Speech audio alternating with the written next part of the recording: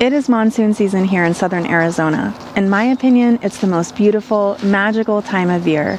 It's also the time of year that we can start thinking about sowing all of those heat-loving varieties out in our garden. My original intention for this video was to go through all of my favorite varieties for each thing that I'm planting in my monsoon garden, but it didn't take me long to realize that that video was going to be way too extensive. Instead, I am going to do a video series covering my very favorite varieties for each type of vegetable that you can sow in your monsoon garden right now. Expect those videos to start coming out over the next few weeks. If you have a specific variety that you would like me to cover in detail, please let me know in the comments below. I would love to know what they are. Okay, so let's get started on the varieties that you can sow directly in your garden right now. One of my very favorite varieties is beans, but in that variety are cowpeas. You may be thinking that cowpeas are a strange choice, but once I explain to you how versatile cowpeas are, I think you'll understand. Not only are cowpeas a nutritional powerhouse, they also prevent soil erosion, suppress weed growth, act as a living mulch, and provide nitrogen to crops that grow after them. But there is something else that makes cowpeas extra special, and that is the presence of extrafloral nectaries. Extrafloral nectaries are glands that produce nectar outside of the flower, and they can be present on the stems, leaves, or petioles of a plant. Cowpeas are not the only plants that have extrafloral nectaries. In fact, 2,000 other species of plants have them. Extrafloral nectaries are an important nectar source for parasitoids and pollinators due to the high sugar and amino acid content that the nectar contains. Extrafloral nectaries allow access to nectar to beneficial insects that may not otherwise be able to access the nectar from the bloom. And that's because not all beneficial insects are big enough or have the right body structure. I plant cowpeas underneath a lot of my different plants. Right now, I've got them planted underneath my corn and my okra.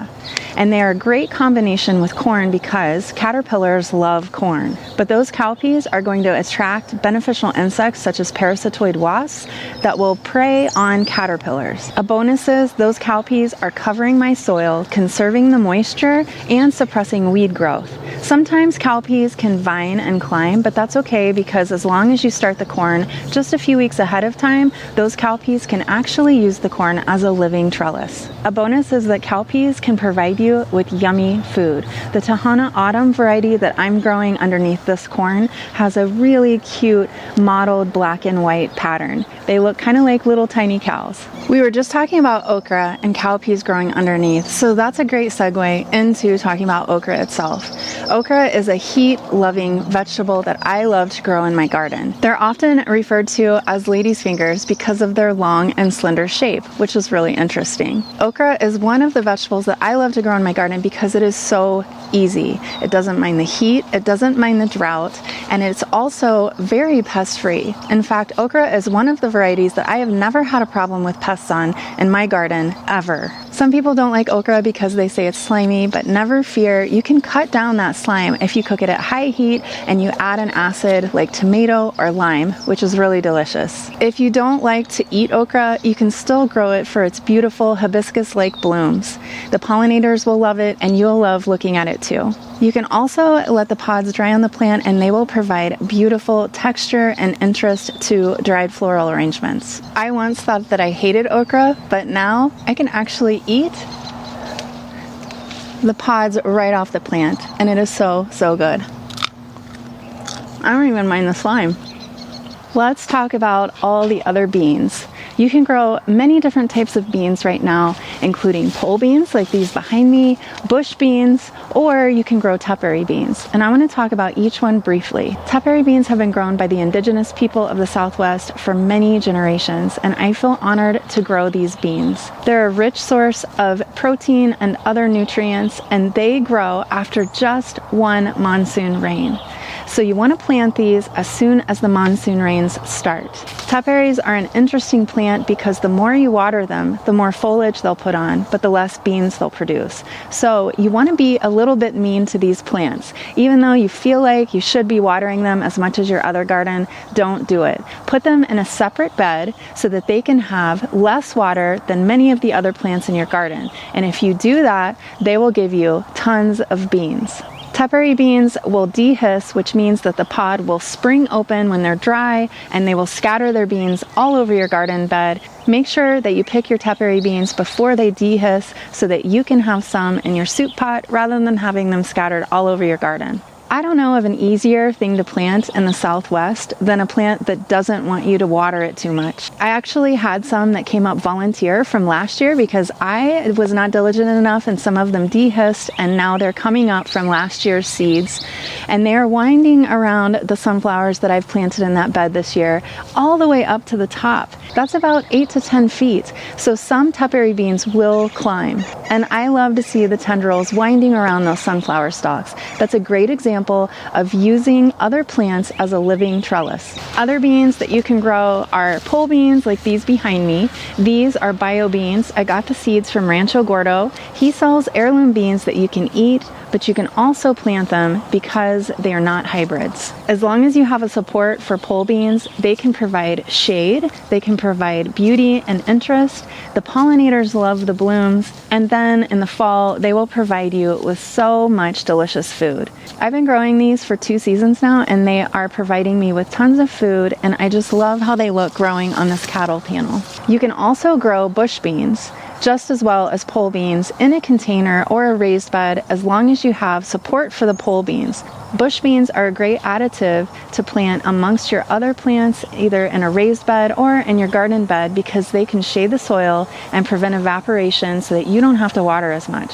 I am in my sorghum patch, and I want to talk to you about sorghum and corn combined because they're a very similar plant. Sorghum and corn are a great variety to use as a living trellis, and I love the idea of using plants to shade plants and plants to support plants because it's so much cheaper than buying a trellis or a shade cloth to do so. A bonus is that you get food and you get to shade your soil too. I use corn and sorghum as a support for beans and cucamelons, and even for those tiny little jack-o'-lanterns that you see in the store that you can put on your table for decoration. Anything that's light enough that it doesn't take the plant down. I want to give you a caution about growing corn. You should choose a variety and stick to it, because if you grow popcorn or flour corn or sweet corn all together and they're all pollinating at the same time, you're going to get a really weird mixed-up kernel that's not good eats for anything. That's because they can pollinate each other.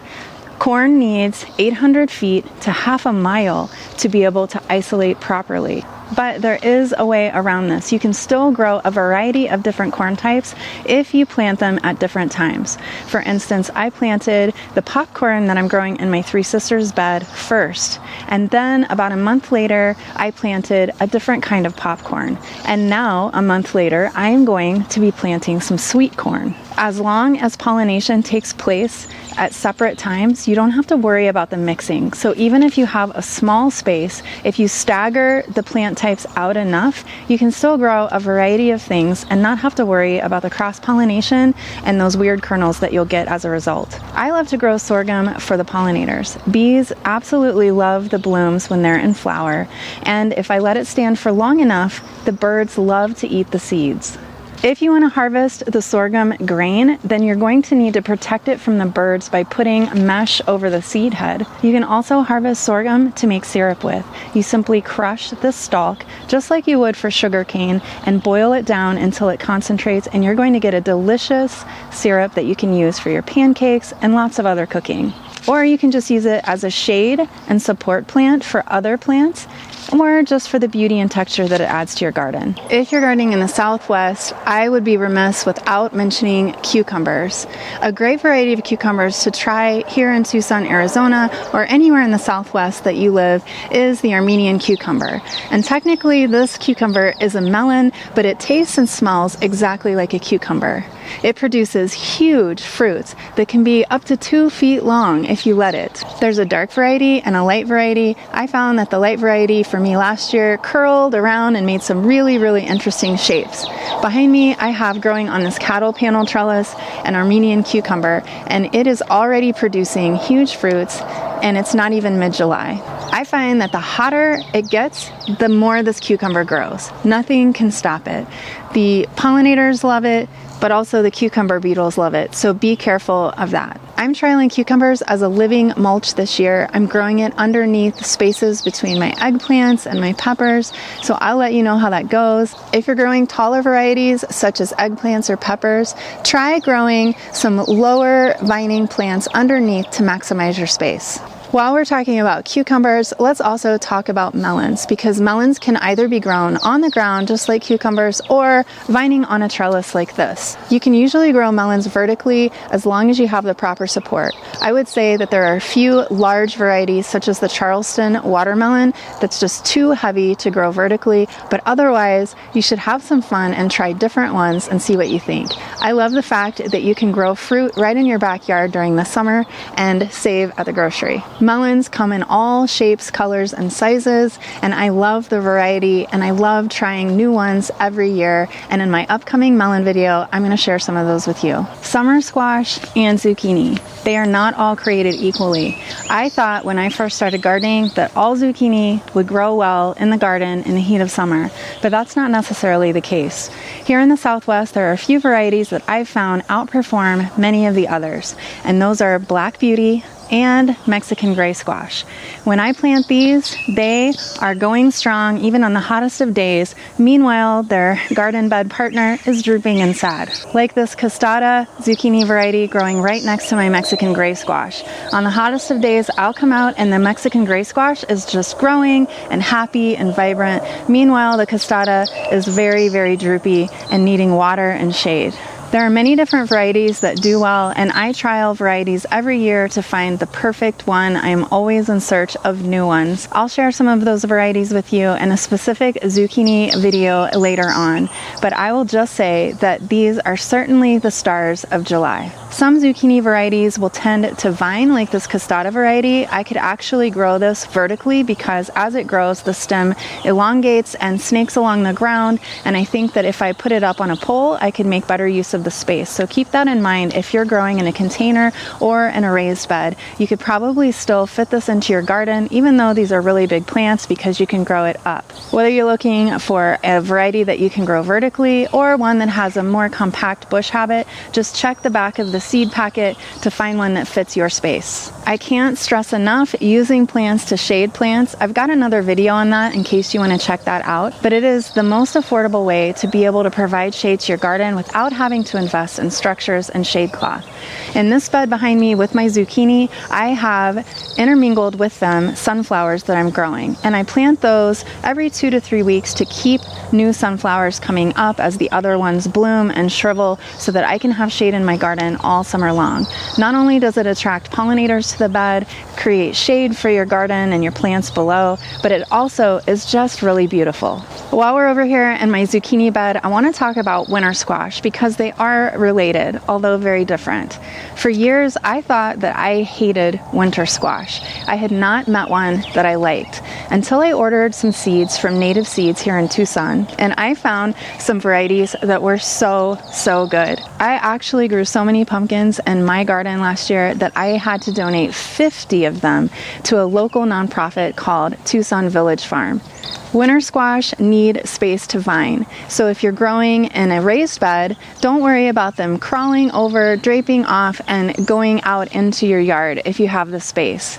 You can also grow some smaller varieties vertically as long as you provide some support. That means that you may need to provide some little hammocks for those fruits to hang in as they get bigger. Keep in mind that some varieties of winter squash can vine up to 15 feet, so they do need space. Once you find a variety that you like, I promise you're not going to go back. Winter squash are great because they store really well. I harvested my winter squash last season in November, and I still have several of them in my house right now that are perfectly good that I'm going to have to use up before the next harvest. I love winter squash because of the variety and texture and color, and they're just a really fun plant to grow. If you don't want to eat them, grow some pumpkins for Halloween. I think that's a great segue into growing heat-loving flowers in your monsoon garden. Even though it's a little late to plant zinnias from seed, you can still plant a lot of other things from seed, such as cosmos, sunflowers,